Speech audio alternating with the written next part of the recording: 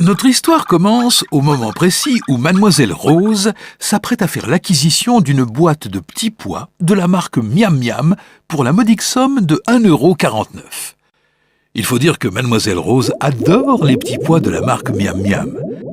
Ce qu'elle ignore, c'est que par ce geste d'apparence anodine, elle s'apprête à mettre en branle un mécanisme complexe et mystérieux que les professionnels appellent le circuit économique.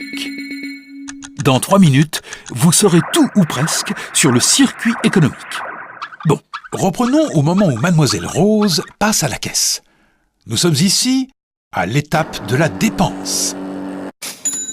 À peine sortis du porte-monnaie de Mademoiselle Rose, ces 1,49 € sont propulsés vers l'entreprise Miam Miam.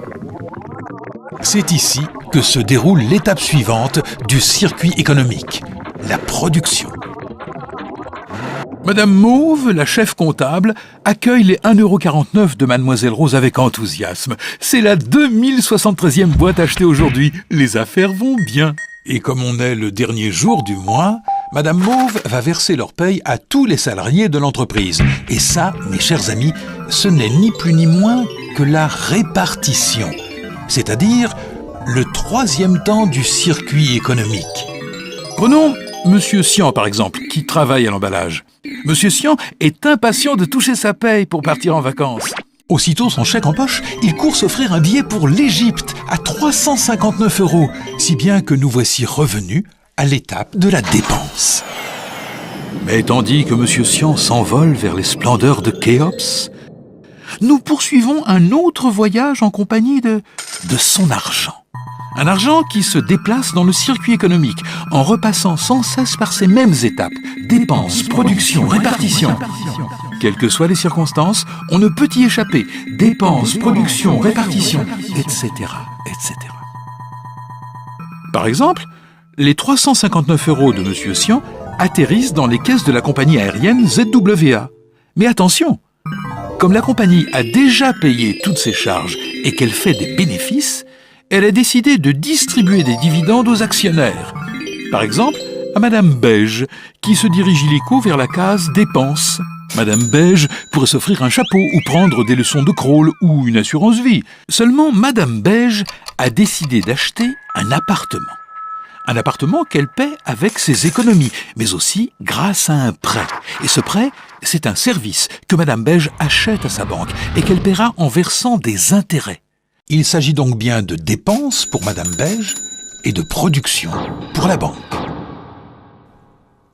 Nous allons maintenant accélérer un peu le temps pour observer ce que devient le premier versement de Madame Beige. Voyons voir. Ah, le voilà qui parvient à la banque, qui décide de l'utiliser pour investir. Et c'est ainsi que Monsieur Lavande, au service informatique, commande un lot d'ordinateurs dernier cri chez Orditop 2000. Bon, vous commencez à comprendre le principe. Qu'est-ce qu'Orditop 2000 va faire de cet argent ? Verser des salaires, des dividendes, construire une nouvelle usine ? Perdu ! Orditop 2000, comme tout le monde, va devoir payer ses impôts. Et avec les impôts qu'il perçoit, l'État fait exactement comme tout le monde. Il dépense. Par exemple, il construit une école et recrute un instituteur, Monsieur Prune, qui va produire un service public, de l'éducation, en échange d'un salaire qui lui permettra d'inviter Madame Prune chez Gino, le resto du coin, lequel investira dans une nouvelle poêle à frire, dont l'achat servira à payer Monsieur Ocre, qui se fera coiffer chez Rocktif, dont la propriétaire achètera un scooter bleu ciel. Dans le magasin de Mademoiselle Rose. Eh oui, celle-là même qui achetait des petits pois tout à l'heure.